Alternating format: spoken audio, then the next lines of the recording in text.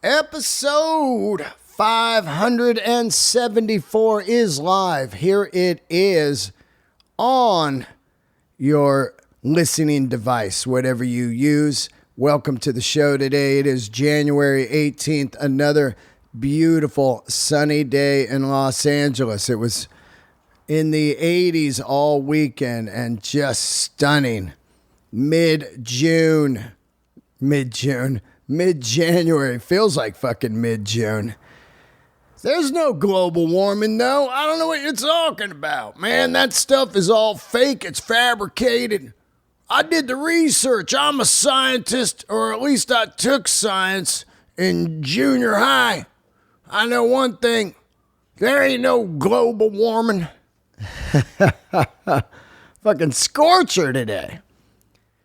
Anyway, welcome aboard. Great guest today. In the AC/DC history, the AC/DC family, we have none other than Mark Evans, former bass player for AC/DC. He played right up until Let There Be Rock was released, and then he was let go, but now he plays in the great Rose Tattoo.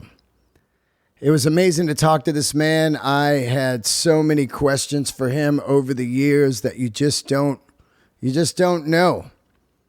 You know, why were you fired? How did you get into the band? How do you guys write tunes?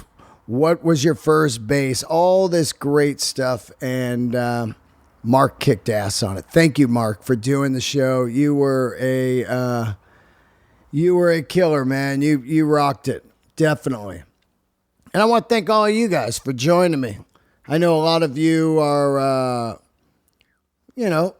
semi-new here from when I had Angus and Brian and Phil and Cliff on. And thank you so much for taking the ride still and enjoying this podcast. I love this band more than anything on the planet. Everybody knows that.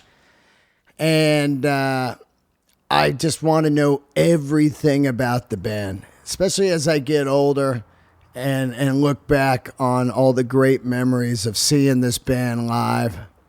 I keep digging. I love you, AC/DC. And Mark Evans is part of that history and family, so it was great to have him. Quick shout out to the new Patreoners. I do have a Patreon page. It is patreon.com/Dean Del Rey. Every week I drop a bonus episode. I also do a weekend Zoom fest with all of you that are subscribers, where I fire up the Zoom and let you all hang out. We talk about whatever, books, music, movies, comedy, anything. Patreon.com/Dean Del Rey. New Patreoners are Clayton Percola and Greg Riley bumped up his pledge, so he must be doing good at the motorcycle world there, El Cajon Harley. Also, I don't know what's going on with you guys. Have you been doing a lot of working out in your house during the COVID? I know the gyms are closed in most places. You got sore muscles from the new workout routine. You got to get some CBD topicals for the relief. That's what I've been using, CBD Lion, over a year now, rubbing this stuff on my neck, and it is fantastic. CBDlion.com. Use the code DEAN for 20% off everything. They've got the edibles and gummies. They have the bath bombs. Yes, you can take a bath, drop some CBD in there, and disappear. They got the tinctures. Just drop it under your tongue and sleepy time. No more anxiety. CBD combo packs. You can get 2 or 3 of these items and save on that. CBD patches. They got the sports tape. CBDlion.com. None of that truck stop CBD. That stuff is bunk. Don't get your CBD at 7-Eleven. What are you doing? Are you the same person that gets pizza at 7-Eleven? Come on. You ever see that guy getting pizza at 7-Eleven? I see it in New York.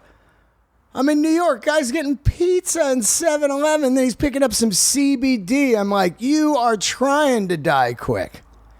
Get the clean third-party CBD from CBD Lion, my official sponsor for the last year. These guys are the best. Family-owned. Oh, and they got pet tinctures too and treats. You got a cuckoo pet? I've been hooking up my little Gertie. I got the French bully named Gertie, and she loves, I don't know if she loves the CBD or she just wants more treats, but she's been mellow. CBDlion.com. Somebody just drove by in a goddamn hot rod. These fucking people making the noise. Get off my lawn. Someone yelling at him right now. I can hear him out there. Shut up. All right, guys. I love all of you. Enjoy this Mark Evans episode and then go throw on Let There Be Rock and just enjoy your day. Candles are lit. Here he is, Mr. Mark Evans.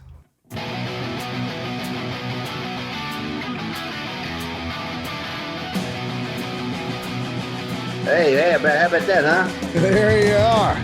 Hey, how you doing, pal? I'm good. How about you, man? Feeling good. It's 11 a.m. in the morning. It's going to be a beautiful day here. Around about 85 degrees at the moment. So, hey, we're doing okay, you know? Yeah, it's summer out there, right? Absolutely. Oh, Sydney's always summer. You know, we don't really have a winter here. It's a bit sort of like, a bit like Southern California. We don't really get a lot of, we don't have snow or stuff like that. You know? So whereabouts are you? I'm in Los Angeles. Oh, okay. Yeah, I know it well. I lived there for a number of years, yeah. Where were you out here? I was in North Hollywood, just and then up in the hills for a while, Bel Air. But when I first moved there, I went over there and joined an Australian band, Heaven, called Heaven, and we were near the corner of Lancashire and Victory in North Hollywood. What in a band house? Yeah, the band. Yeah, I had a band house. Michael Browning, our manager, was real big on having the band sticking together. You know. Similar to what I did with AC/DC very early on in St Kilda down in Melbourne. There was a band house. Yeah. That was interesting, the band house for AC/DC, let me tell you. It was pretty busy, man. Yeah, I can imagine, man. We had a very good social director too. We had Bon Scott, leading proceedings, so we're doing okay, you know. What a time to be in that band, to think about it. It's those records, of course, TNT, High Voltage, Let There Be Rock, Dirty Deeds. Yeah. That is an electric era of that band, right? Yeah, well, when I very first joined the band, where it would have been, late March 1975, the band, I'd heard of the guys, I'd heard of the band, but it was very, very early days. Like we were doing shows in Melbourne, the first few shows. So the first show I did with them, there was probably about 15, 20 people there. It was very, very early on. The first album just come out, just started to make, a bit of a dent. And it was very much because of a national TV show we used to have over here called Countdown, run by a guy called Ian Meldrum. I saw that footage. Oh yeah, well, see, the first time I was on Countdown with the band. I'd only been in the band 3 days, and it's a video of us doing "Baby Please Don't Go" with Bon dressed as a schoolgirl. What the fuck have I got myself into here? You know. What was the idea of that? Was it like, let's try to shock, or were you guys trying to find the identity of the band? I know Angus went through some different outfits and different stuff. What was going on there? Oh, the band, that was purely just Bon having fun, just having fun. He was going to do something different, and back in those days, there wouldn't have been too many other front guys that'd be, he would even think, put themselves in that in a situation like that where they'd be so sort of open to ridicule. But he just made it work, man. It was just something else. It was a very interesting human being, very interesting. A lot of fun, man. Were the brothers mad that he did that? Because here's your first. Oh no, no, no, Ah, no, no, no, no, no, no, no. It was no. They were all for it. All for it, man. It's yeah.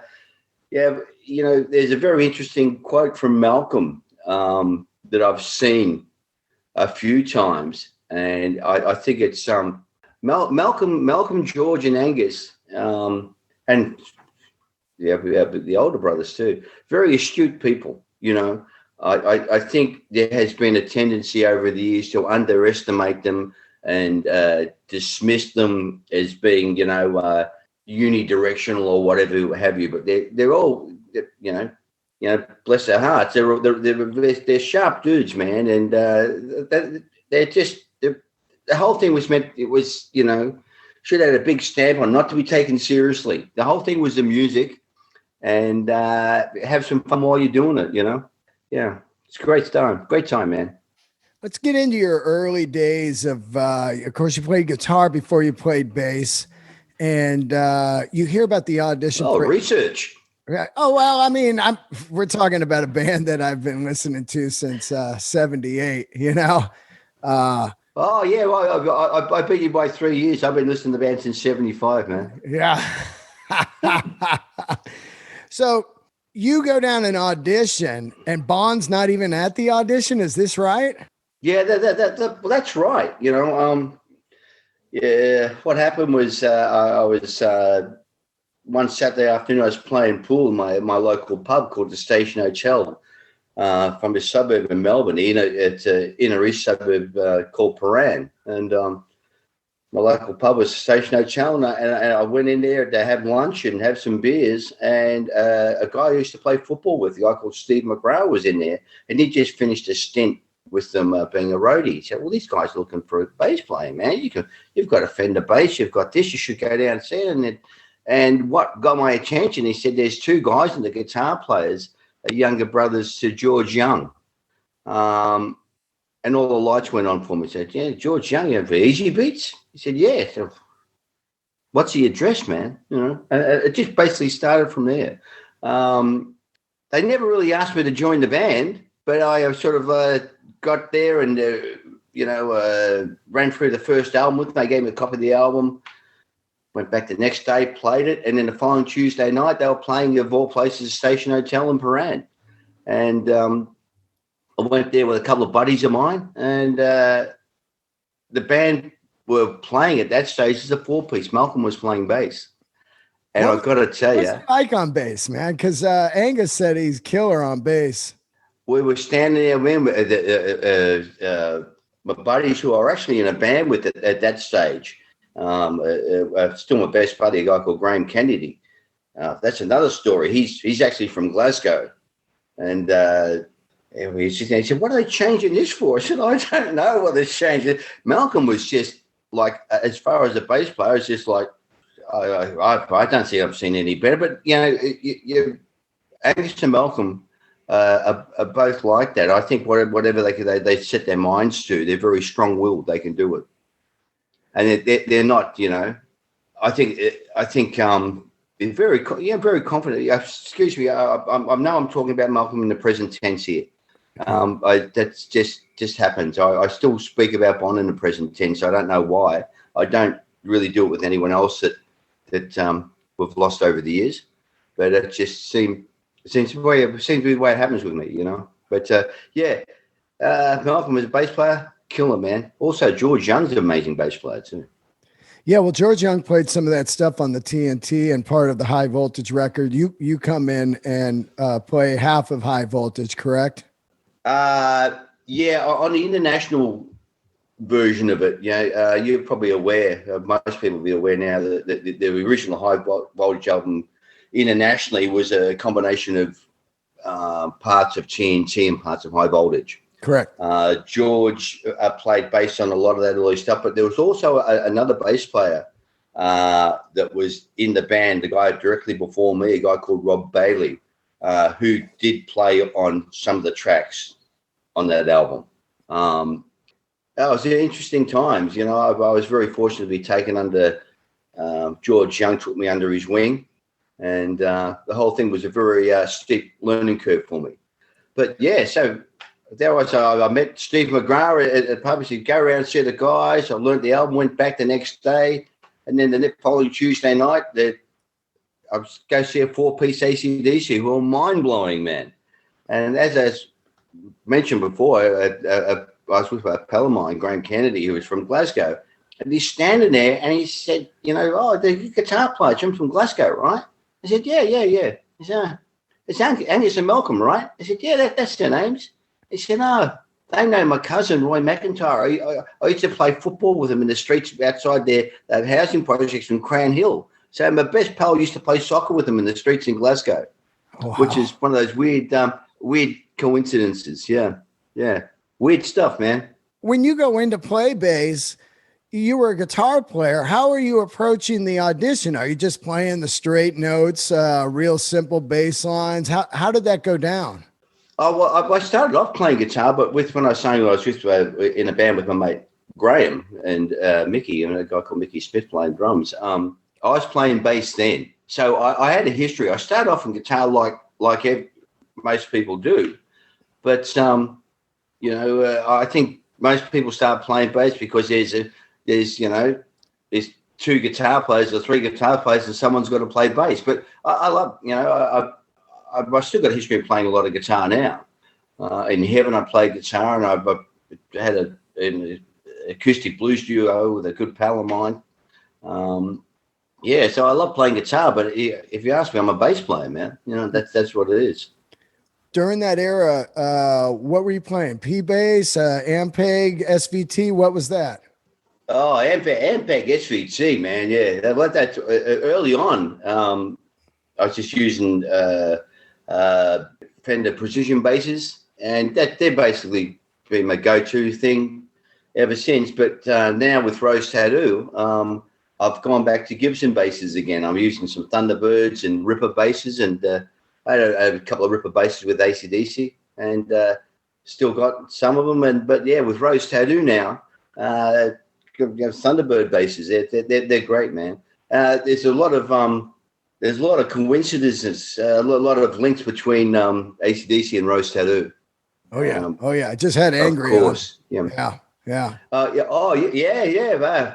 Hey, my boss. He's my boss, man. Yeah. He's Angry. He's a good one, man. He's along with Bon. They're as far as frontmen go, they're the top of the tree, pal. Top of the tree. What were those early days in AC/DC like as far as writing? Were you guys just in a rehearsal studio writing, or did the brothers just come in and say, here it is, and then Bon wrote the lyrics and it moved on? Well, my first experiences with recording, was with AC/DC. And I thought the way we were doing it was the way everyone did it. But I can tell you, for the period I was with the band, we never rehearsed. We just, I think we moved to England. We checked all the gear was working once we got over there, and then went to the pub. And as far as the recording goes, Phil and myself wouldn't really hear anything before we went in the studio. All the songs were basically written in the studio. We'd record over a 2-week period, and the first week would be writing and putting down the backing tracks, and the second week would be reserved for getting the vocals and the lead solos done. But all the backing tracks would be recorded in the first week, written and recorded from the first week, from go to woe. That's how it works, and that's not. No demos or whatever. Occasionally, the guys might come up with a guitar thing. We might sort of belt through it during a sound check. Bad Boy Boogie was like that. We would be messing around. I heard it a couple of times at sound check, but that was it. Everything was written in the studio, and TNT was done like that. Dirty Deeds was done like that, and Let There Be Rock was recorded like that. And I think it's interesting to note with those albums, one well, the first 4 AC/DC albums were basically recorded in a 2-year period. Wow. So 4 albums, you know. Wow. I think High Voltage was recorded in November. I'm pretty sure I got this timeline right. November 1974, that was recorded. And then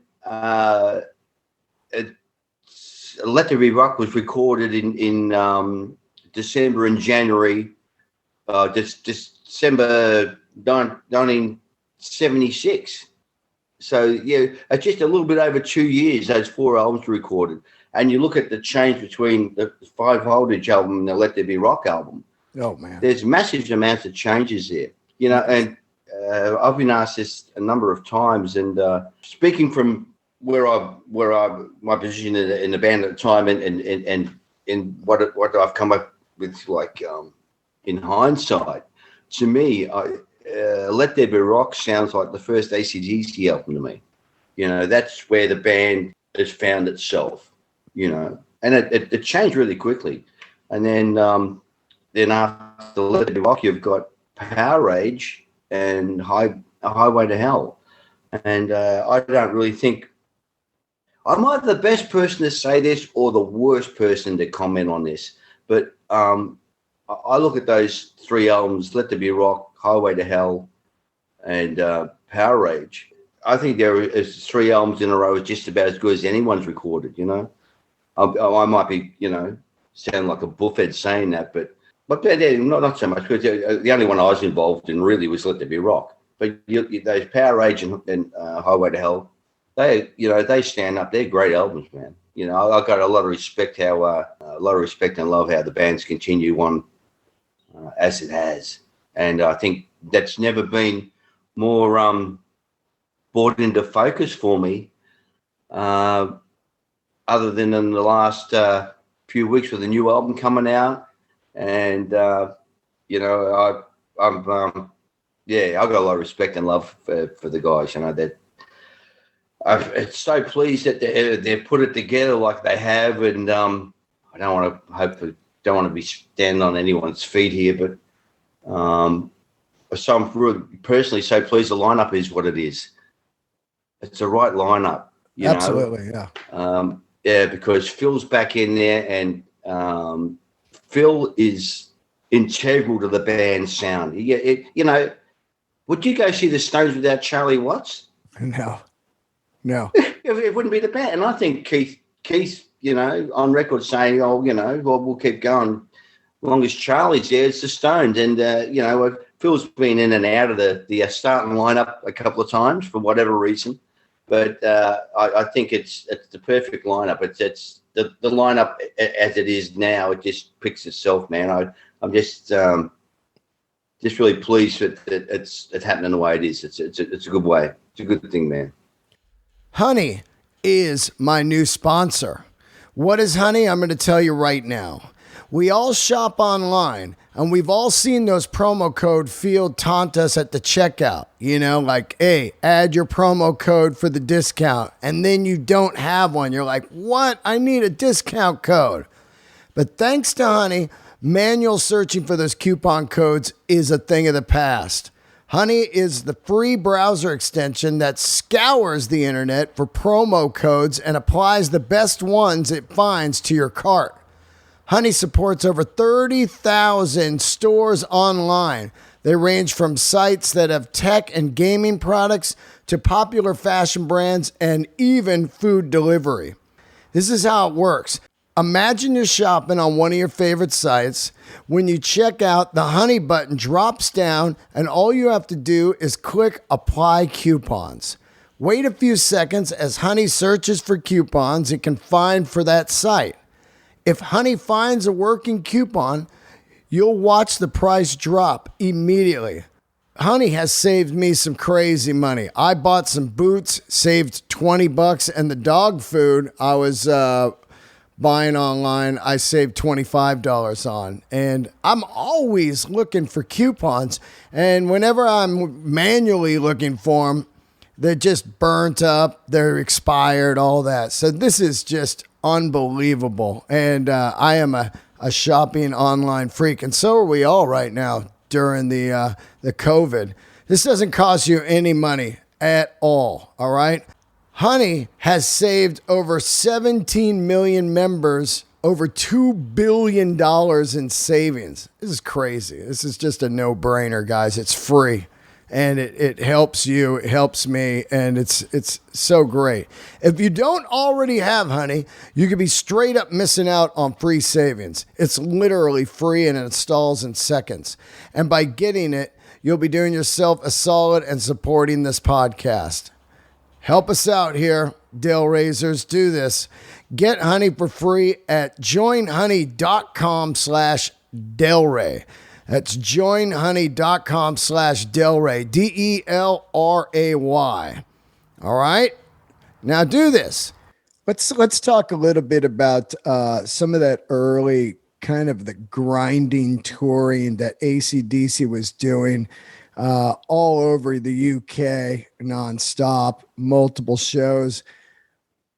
At what point do you start to see the band getting a little bigger? Because I know right before Let There Be Rock, the label is ready to drop the band. The band is completely packing shows, but the label didn't like Dirty Deeds. So at what point do you guys really see this band starting to light up with the people? Was it a long haul or was it pretty fast? Well, everything... of course, I can only comment on the period I was with the band. And then if you look at the timeline of the band, the time I was with the band is a relatively short period. Right. It's only like two and a half years or something. But a lot happened. It's a very formative time. It moved really, really quickly. Like, as I mentioned before, so I saw them at the Station Hotel, a local pub in Paran, and playing to 15 people. And then... the road crew come up to Ralph the road, he come in and says, it's great you're with the band now. I've got 2 pieces of information for you. I said, what's that? He said, well, always remember it's Malcolm's band and we're going to be in England in 12 months' time. And I looked at him and said, you may say, we're going to be playing on the fucking moon in 12 months' time, Yeah. It was just such a ridiculous thing to hear. I've gone, oh, hey. That's great. Let's go. And I was just speaking to them about it. I said, there's no way this band's going to be in England in 12 months' time. Forget about it. It's just like, and I was right. It didn't take a year. It took a year and 10 days. They were 10 days behind schedule. But that I think that goes to the vision that Angus and Malcolm, but particularly Malcolm, and along with George, had for the band. Angus and Malcolm with the band, they started at a bit of a high level because once I think Angus got over the shock that Malcolm wanted him to play in a band with him, it moved quickly because they're not like saying, okay, we'll put a band together and we'll write some songs and we'll find a bass player, we'll get a singer, and we'll go, in 6 months' time, we'll go do some gigs, It wasn't that. It was, okay, we're putting this band together. We're gonna go for it. And then they because they've grown up looking to George, who was in the Easy Beats for a band that essentially came from Australia. They were massive here. So it wasn't normal for them to think, oh, everyone's band's like that. They set the bar really high from the start. Their brother was in this band. Oh, if George can do that, we can do that. So it starts from not like, oh, we're going to try and get some gigs. There was it wasn't aspirational at all. He says, well, we're going to do this. There was, we'd like to do this. It's that we're going to do this. And I really don't think anything has changed all along. It's some people call it arrogance. I would choose to call it confidence. Yeah. Let's talk a little bit about those marquee gigs that were on the iconic marquee gigs. I guess they were done right there around the Let There Be Rock time. But the energy in those shows had to be explosive, because now here you guys, you're living over in England, right?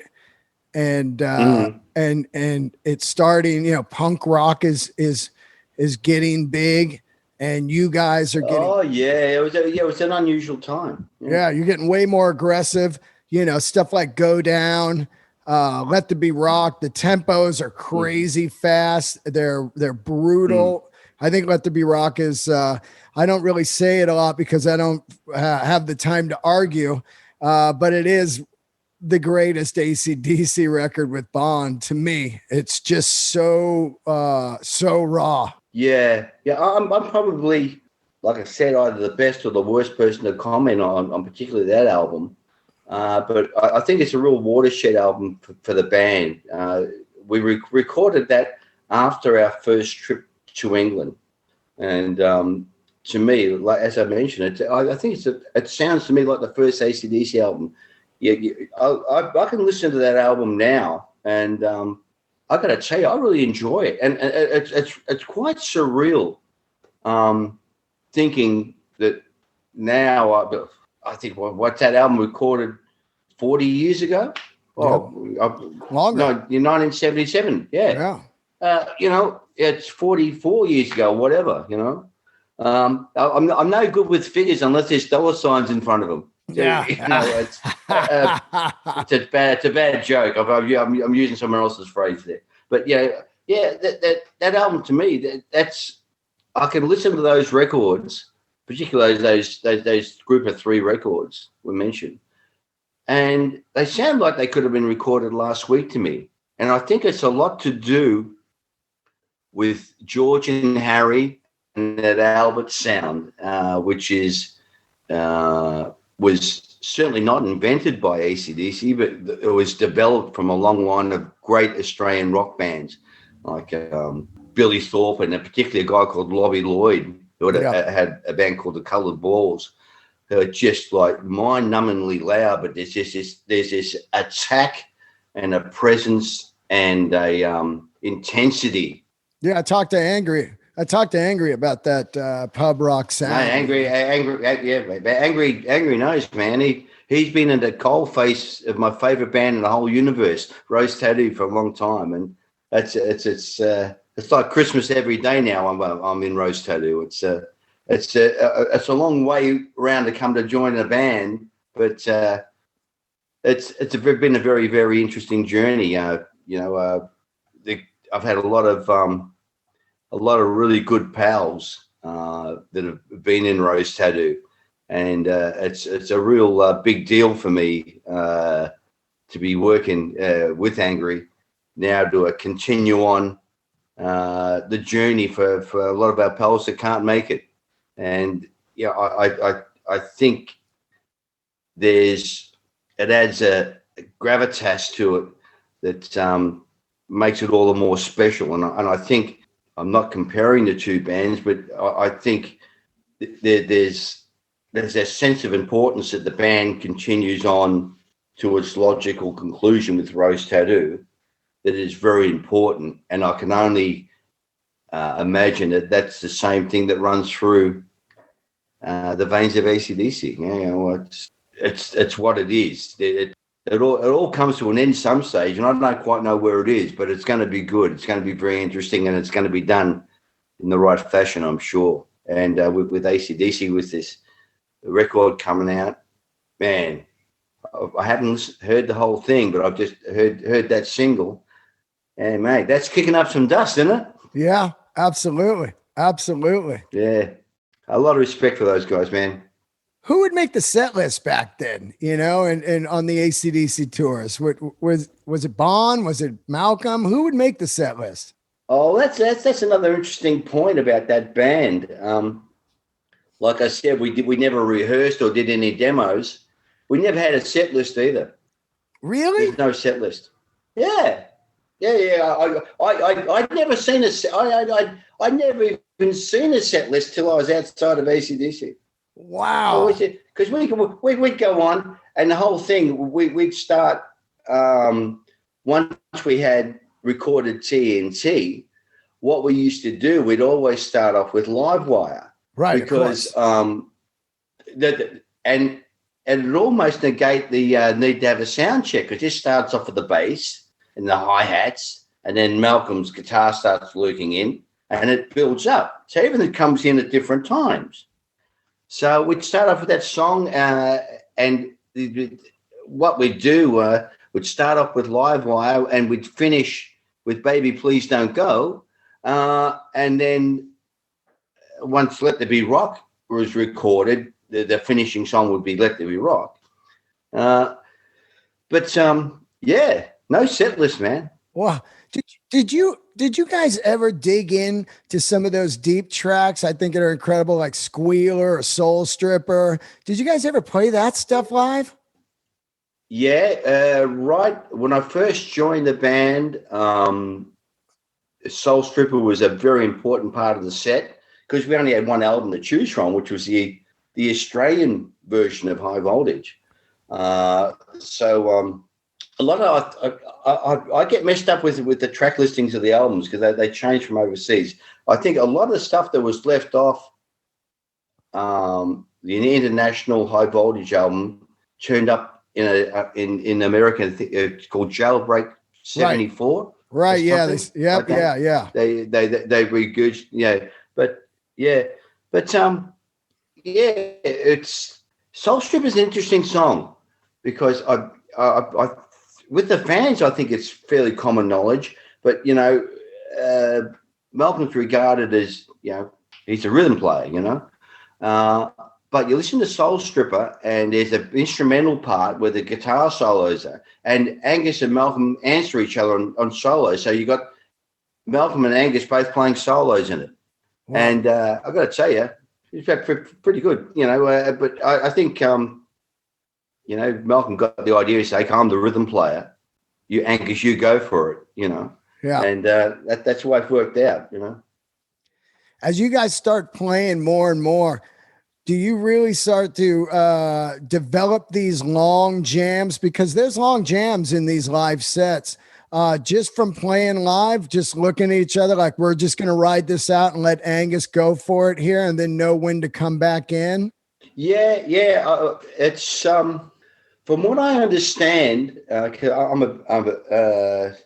always been a big Rolling Stones fan, right? A big, Keith and Charlie fan.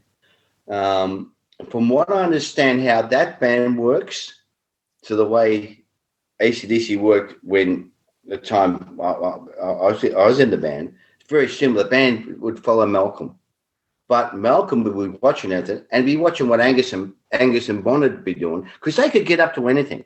Early in my time with the band, Angus had a gorilla suit, right? I remember that. And be complete correct. And then Bonnet would have this Tarzan thing. And we've done gigs to be on PA, and Bonnet have a rope tie. And he'd be swinging from side to side in the PA boxes. Like we did that at Festival Hall. It was like a Tarzan thing. So with Angus and Bond, they would just bounce off each other.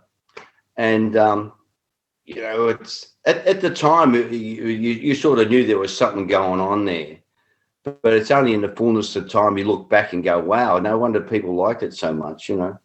Yeah. They were a good front too. Those guys. It's like they there was a great sense of humor about the band. Like how can you write songs like Big Balls or She's Got Balls, we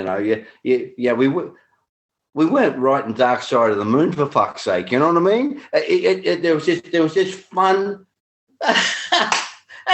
and some of Bond's lyrics are brilliant, and I can't help but draw the line between AC/DC and Rose Tattoo, because once again, Angry is his lyrics and stuff are brilliant, and actually, Bon and Angry were very, very close, and it's a matter of record these days that Bon was very, very, very important and very integral of getting Rose Tattoo to a deal with Albert's. Yeah, he's Bon used to follow the Tats around and go up and get and sing with them, saw a couple of things he when he got up and sang with them. Just some of those magic nights, you know. Yeah, yeah. What was Bon like? You're one of the few people that was around him daily. Obviously we know he wasn't just this lunatic drunk the entire time, or it would have never worked. But what was he really like? Well, yeah, there seems to be in some areas a portrayal, a portrayal of Bond being, this out of control dude, and sure he could be, but like we all got out of control back in those days, he was our social director, like he was within the band. He was called the old man. He said, "What's the old man doing?" Because when I joined the band, I was 19, and Bon was 29. Wow! So it was like being on the road with your mad uncle. Everyone's got a mad uncle. Yeah. The one that drinks too much at weddings, and it was like that. It was just. But he looked like Fonzie on the outside, but inside there was this, a really sort of a bit of a hippie sort of 60s love child sort of thing in there. It was it's great fun to be around, an absolute gentleman. On Monday nights when we were based in Melbourne, I never lived in the band house. I lived in housing projects about 2 miles from the band house.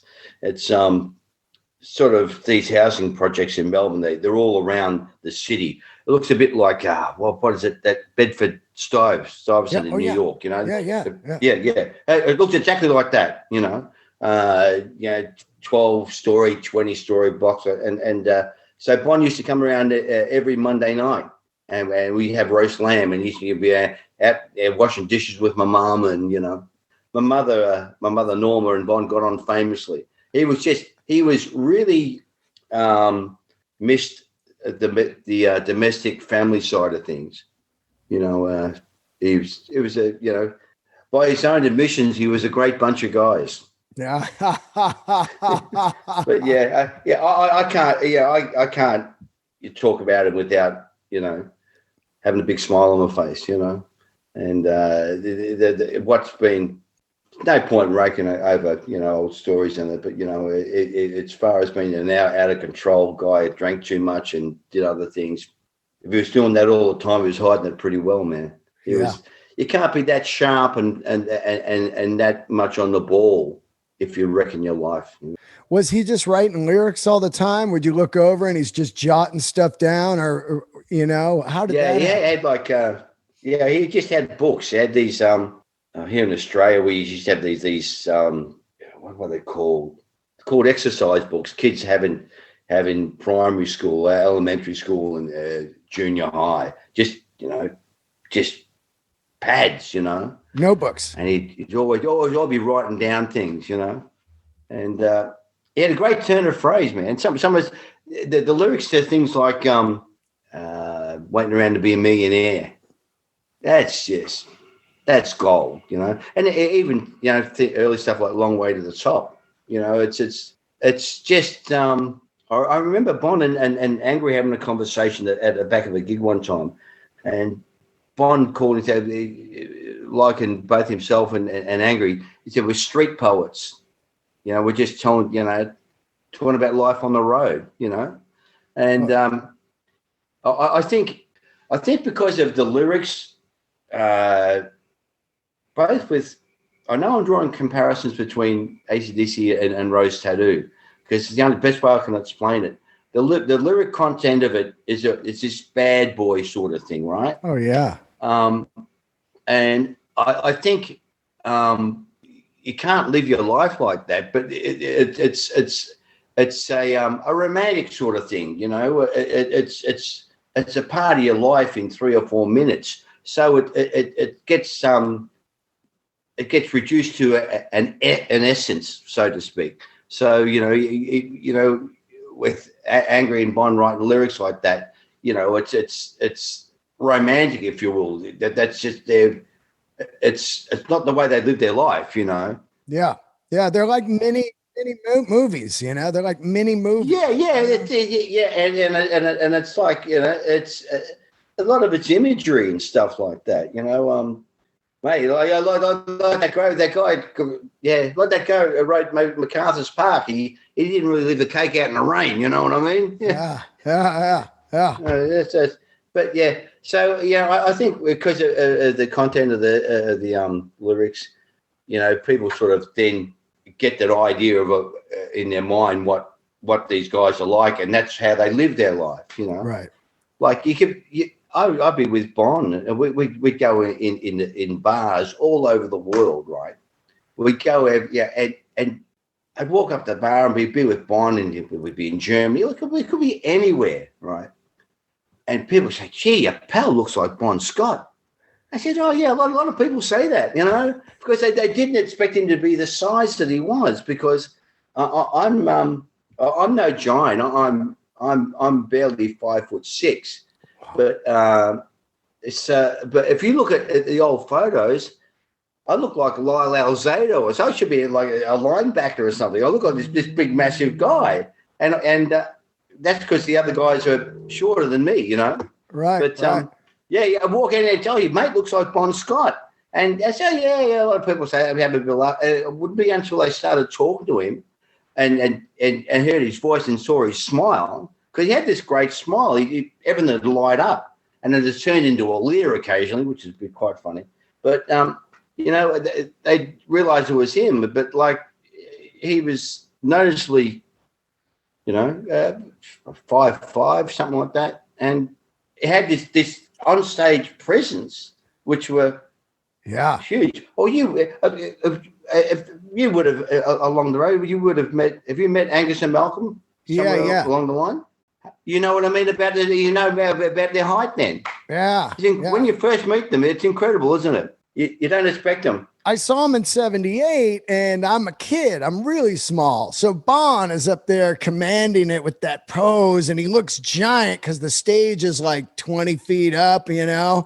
Yeah, and his presence is huge. Huge. Yeah. But then when I met Angus and Brian, I was like, whoa, these guys. What happened? I'm fucking taller than these guys, and I'm only 5'7". You know, it's like, you're a little bit bigger than me then, and look, take time out. You see those old photos, mate. I could be playing for the Lakers with a size like that. You know, I thought it was tall. I honestly did, and I got my butt kicked out of the band. I thought, gee, there's other people around a bit taller than me, you know. But yeah, as you would have picked up, yeah, I really cherish my time with the guys, and we did some great things, and it didn't really work out the way I would have liked to have worked out, but you know, I think the way it's worked out for the band is exactly how it should have. You know, it was after the dust settled down, after I got sacked from the band, you know, it became pretty obvious that I wasn't the right guy for the band, and it's very obvious that Cliff is. That's one of the things I'm really really pleased that I may have this wrong, but I think at some stage Cliff hung up the guns. I think he announced his retirement from the band. If would that be correct? I talked to him. He did retire, but now he's back in, and they did the record. And if they were going to tour, he said he would do some shows with them. But he said he didn't want to do a 2-year tour, which I understood because he's at an age now. Oh man, well yeah, you can understand that completely. Yeah, but yeah, that's one thing I mentioned before. You know, I think it's, you know, the lineup of the band now is exactly how it should be. You know, in a perfect world, you've got Mel there too, but like it's pretty much basically Stevie's in for Malcolm. That's basically the Back in Black lineup, I think, isn't it? Absolutely. That'd be and that's the way it should be, and it's a natural, you know. I think things got a bit sort of murky there for a little while. Well, when you're going 45 years, There's no manual on that. I mean, the Stones have had many players in the band, Sure. Brian Jones, of course, yeah, Ron Wood, Mm. you've got Mick Taylor, and they've gone through three guys, and there's still the core there. But yeah, Yeah. it does get a little murky, because when you have guys that are alive but they're not in the band, then you're constantly in your mind going, God, I wonder if Phil would be back there again, or whatever. But Yeah. at the end of the Yeah. day, thank God that we had whoever filled in Simon Wright or Chris Slade, and then Stevie Yeah. back on the first time to keep the machine going, because we got Yeah. AC/DC all Yeah. these Oh, years later. yeah. Yeah, for sure. Yeah, I never saw the band with Simon play, but I've got to know Simon relatively well over the last few years. He's a great drummer. I saw the band. Which gig was it? Donington. Once is right. The gig there was Metallica and I think Black Crowes and Motley Crue. Oh yeah. And it was the first time I'd seen the band, or the only time I've seen the band without Phil playing drums. And it took me a while to work out what it was. I was like, this is a bit, and it was different, Different feel. But hey, listen, the crowd loved it. It was a great album and fantastic. But, I mentioned it before, Phil's, he's got to be there. He's it's like Charlie, Anyway, you know how I feel. Can you tell me how the firing went down? Was it a management call? Was it Malcolm? And why did you get fired? Was it a vocal thing, or was you guys just butting heads, you and Angus? What was it? Well, when it happened, it wasn't so much a surprise. It was still a bit of a shock, there was the band had hit a little bit of a flat spot, because we were touring in Europe with Black Sabbath, and what we were going to do, we're going to go through that tour. We were going to finish in Helsinki, and then we're going to be going straight to the States. But in that period of when we went back and started the European tour, it was very early 1977. For all intents and purposes, I don't think it was Atlantic at the time. It was definitely Jerry Greenberg. I think the label were released in the States. I think it would have been Atco or something like that. But it was Atlantic, yeah. So they dropped the band. They were out. So we didn't have a deal in America. Because they heard Dirty Deeds and said, nah, we're not releasing it. Seems incredible now, but that was it. So that was sort of, destabilized. I don't know. That had, things a bit rocky. And then we're out on the road with Black Sabbath. And a few things happened on that tour. I had a bit of a run-in with Angus. I think I got up his nose about something. If I had been a bit more mature, and maybe not drank so much, I would be able to handle the situation better. And then Malcolm got into a stink with Geezer Butler. Wow, really?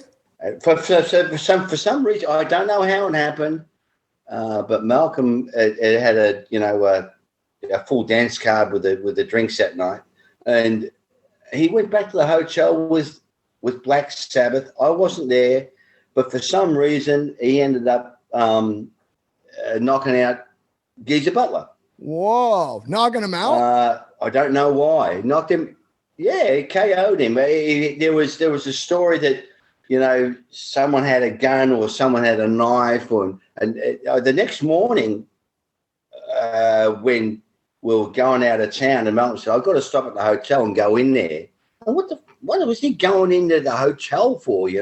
Black Sabbath hotel, because we really wouldn't have anything to do with a lot of other bands, except we had a fair bit to do with Ozzy, because Bon and Ozzy, sort of linked up. Man, if you want a wild night on the Reaper Barn in Hamburg, go out with Ozzy and Bon together. Man, a wrecking machine. Wow. But anyway, back to the story. Yeah, there was some. So anyway, Malcolm ended up clocking Geezer, went to the hotel. He come out and said, "Oh, it's not looking good," and we were kicked off the tour. So we had about a month. So we got thrown off the tour because of it. And then there was, much, gnashing of teeth and, and then during that period, I turned 21 years old, right? So we're in London, and the guys threw me a great party in this German beer cellar on Edgware Road. Monster of party, right? So the person will remain nameless at this stage, but it was someone who was a brother of someone who was around the band, right? Come up to me, said, "Oh, happy birthday, mate." "Oh, yeah, that's great. It's a great party you're having here." I said, "Yeah, that's really good.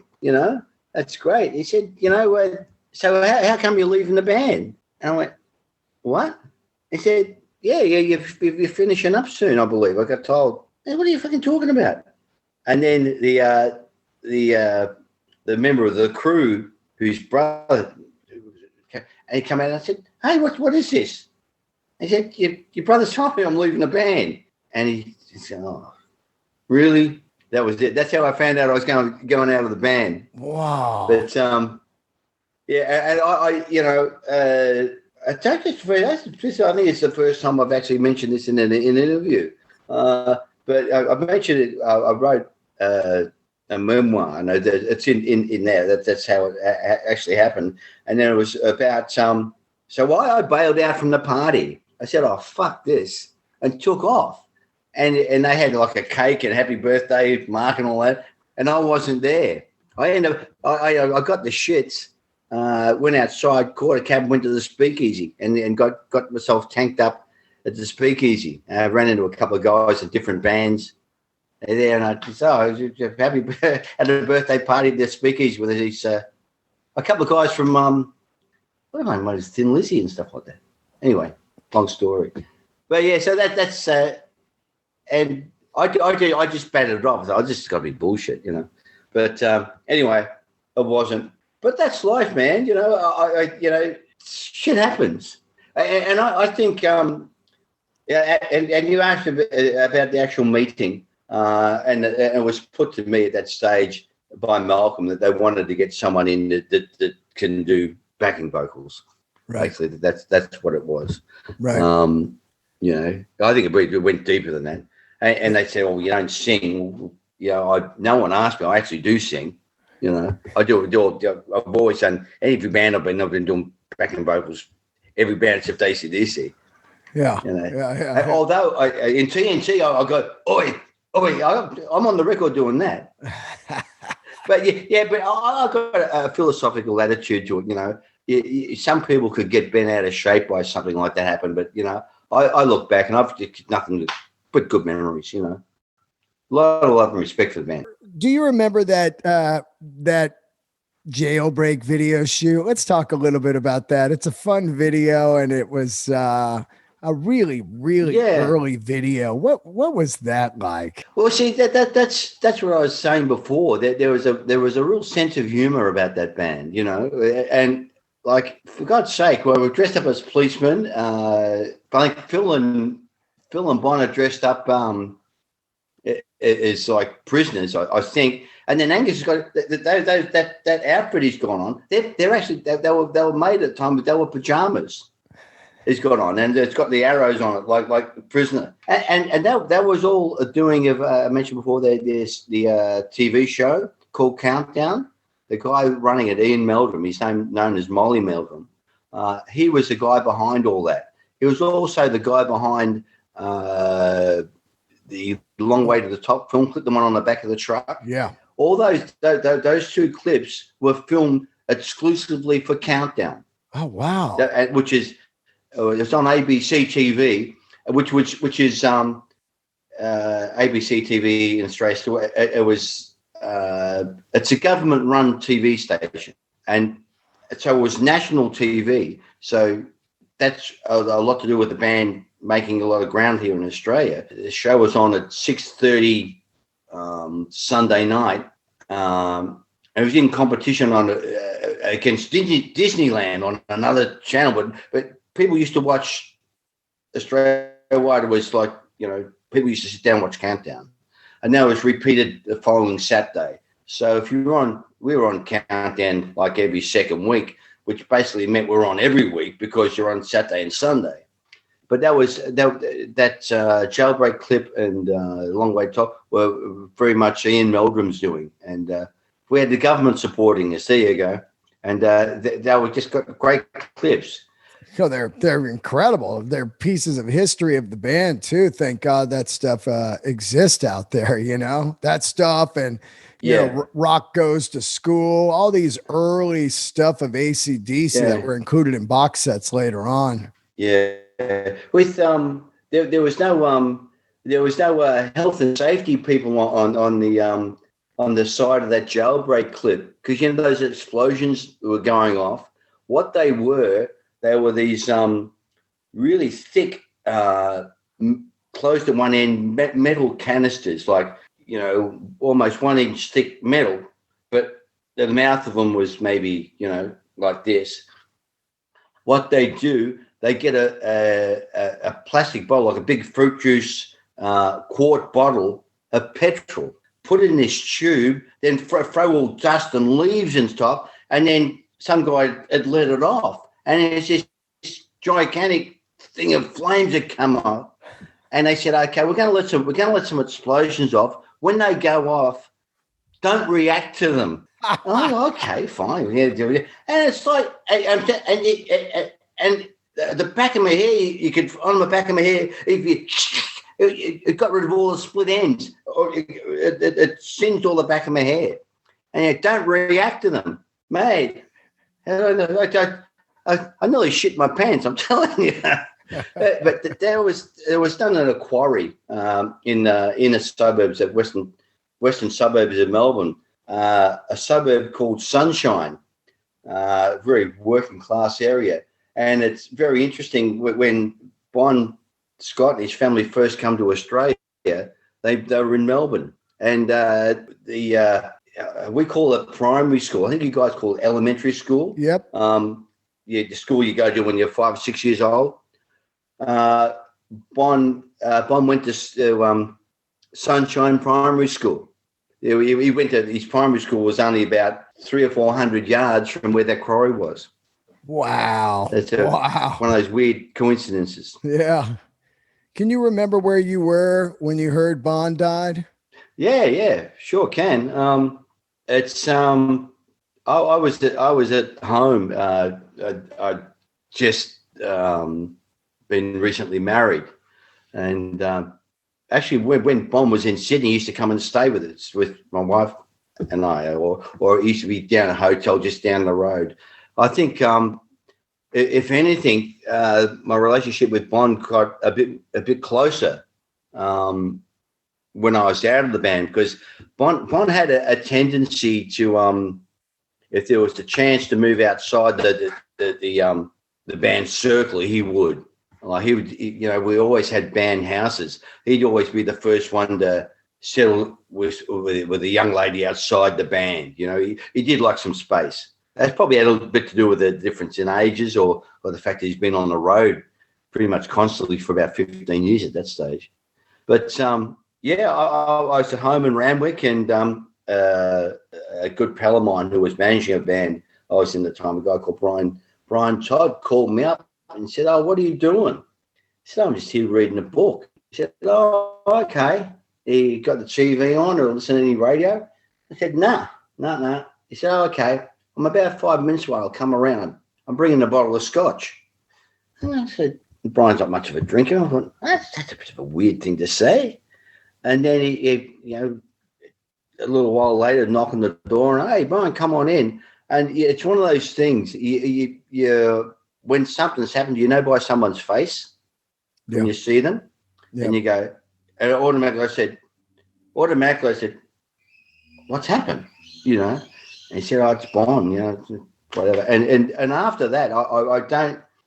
My recollection is not all that clear up until the guys got back into Sydney, which once again the time frame is a little bit out of whack, I guess.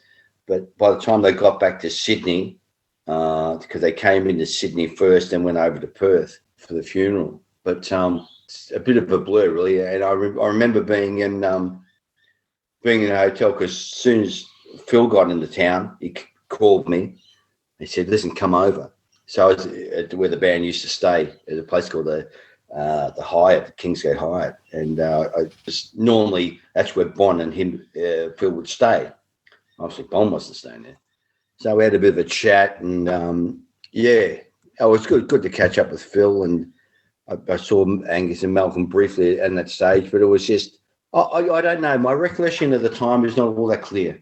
It's like losing anyone that's close to you. It's just a shock, and it's I over the years everyone goes through those sort of things, but that's why I've got even more respect and love for Angus these days because what he's been through in the last few years. Brutal.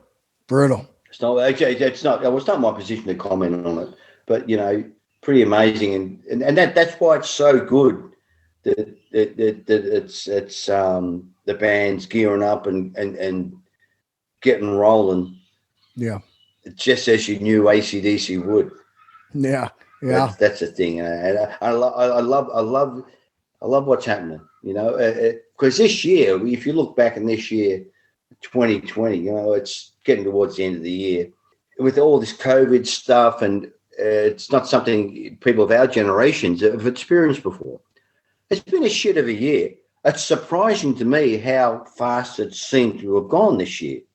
But to me, I'm going to be looking back, and this is getting towards the end of the year, and I think the AC/DC brewing up and doing what they're doing, it's a good news story of the year, man.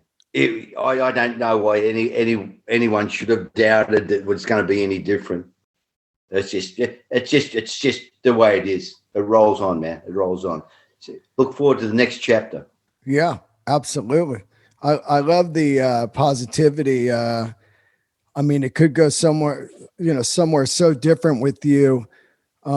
Especially after what happened with the Rock and Roll Hall of Fame and stuff like that. But I really enjoy your positive attitude on the whole thing, which is really rare in an ex-band member. A lot of times when you talk to them, you know what I'm saying? There's a lot of bands are weird, man. It's 4 or 5 people. You travel together. There's business involved later on, and then it gets crazy and stuff blows to the side. So it's great to talk to you about this stuff because I'm a huge fan of the band, and I always wanted to know this history of you being in the group.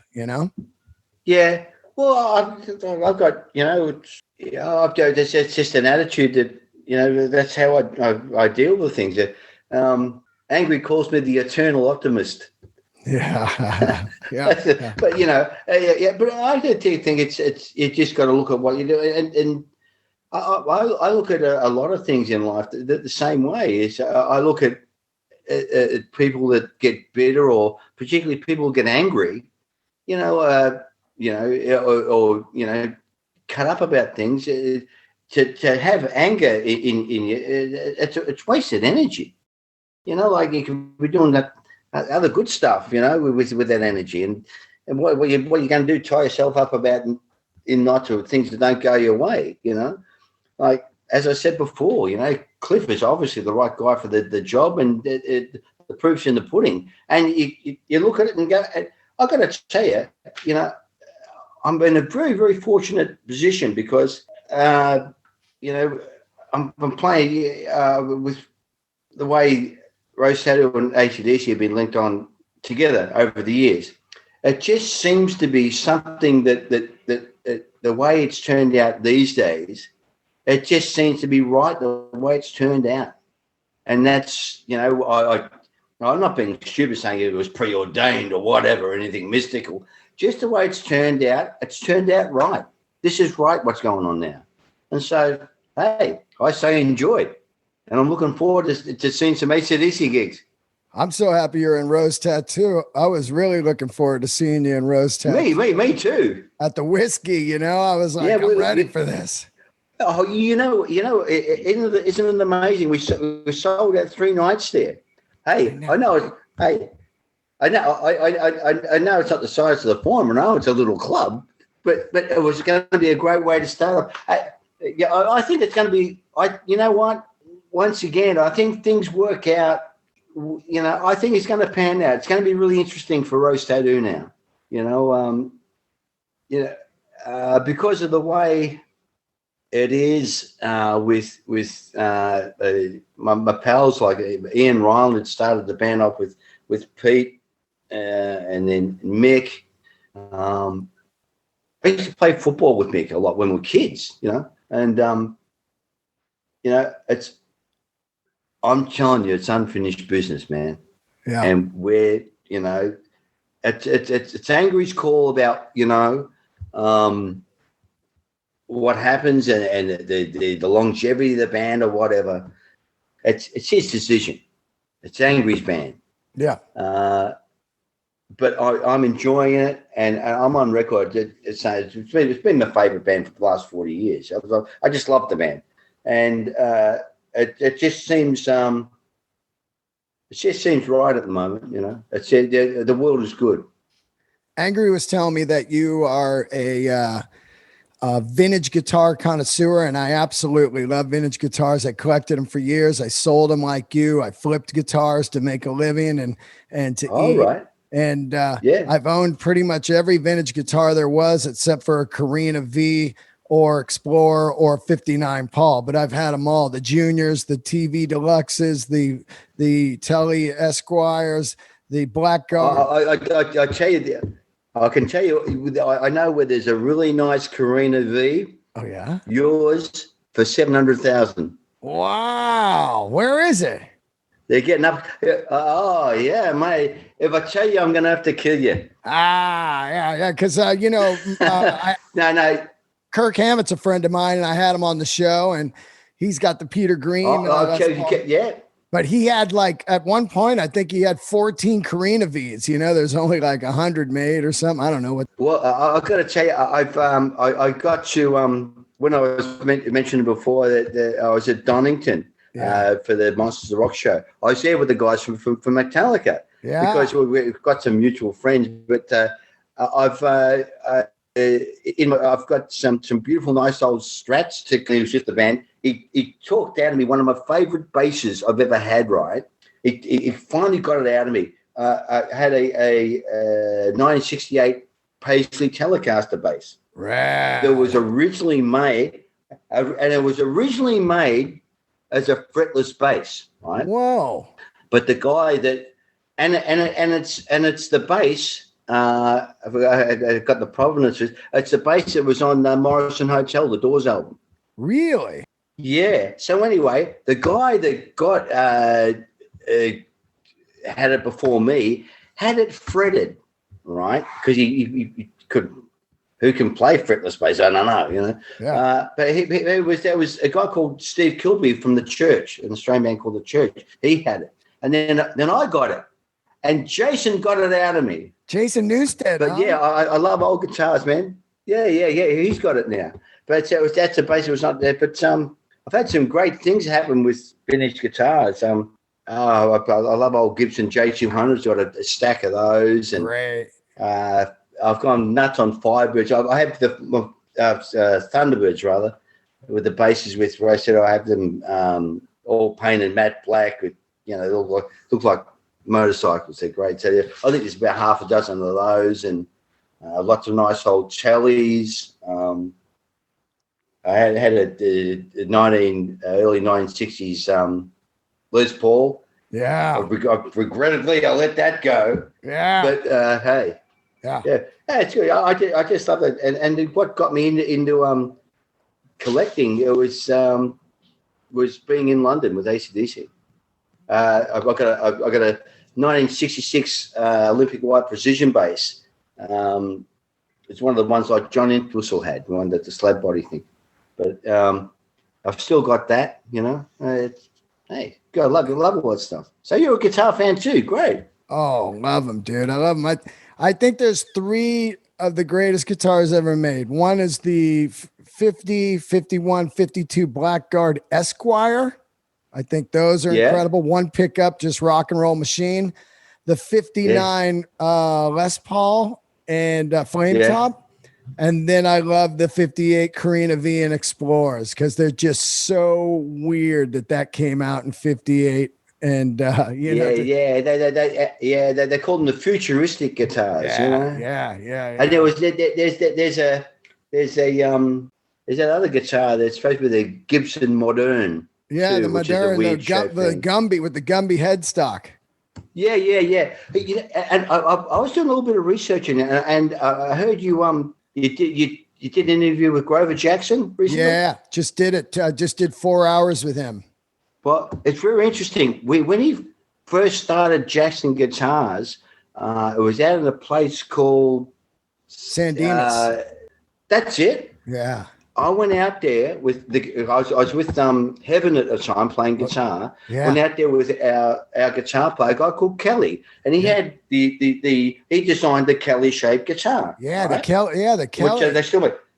Right now, he had 2 Kellys made for him, which were number 2 and 3 Jacksons.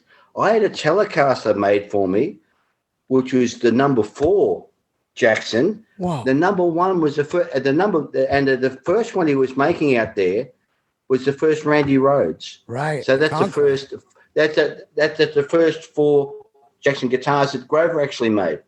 Wow. At San Dimas, which would have been 1980, end of 1983. Oh, 83. Yeah, he's a great dude, man. He knows his biscuits. Oh God, yeah.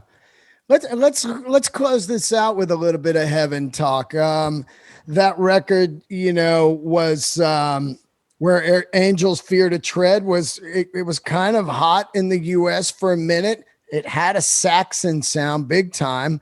I love the song "Love Child," and the title track was fantastic too. I did see them open for somebody. I'm not sure. It might have been Motley. It might have been Sabbath on the Ian Gillan tour. It was one of those. But that's it. I did. Both the Motley Crue tour we did was the Shout at the Devil tour. Yeah, and then the tour we did after that was supporting Black Sabbath. Born Again. And that's right. It was Gillan. It was Gillan was singing, and there was another guy playing drums and a big monstrous. The dude from ELO. The guy from ELO. Yeah, Bev, someone. Yeah, that's it. Do you remember when Sabbath come out? They come out through like Stonehenge. Yeah, remember that? Yeah. I think that's a little bit Spinal Tapish, isn't it not? I think I always thought they have to. I'm glad you remembered that because I've told people that, and they say, "Oh, get out of here." I said, "I'm telling you, they come out through stone. That's what they did." Yeah. No. And the monitors were in like rocks and stuff. Yeah, the monitors were in rocks. Oh, my God. Remember, Ian Gillan had all the lyrics on the ground on paper. Yeah, and he had it in a big book. Yeah, big book. Remember that? He should have just got a teleprompter or something. He reached down and turned the pages. Yeah. I remember watching a documentary. He said that smoke came out and he couldn't read them. and they used Smoke on the Water as an encore. Yeah. Oh yeah, well, that's bizarre time. Yeah, Heaven was great. Interestingly enough, there's a bit of a musical chairs thing there. a guy I was working with, John Layla, a drummer of mine, who was in heaven with me. We had a band together in Australia called The Beast, which was the guitar player singer was Robin Riley. So what happened? The band broke up because Rob got asked to join Rose Tattoo in England, and Mick Cox came back to Australia. Then Mick Cox goes to LA and joins Heaven. Mick Cox finishes up in Heaven. I go over and take over from Mick Cox. There's these all these intertwined things between, and of course, and the Heaven was managed by Michael Browning and Coral Browning, who were very instrumental in getting AC/DC off the ground.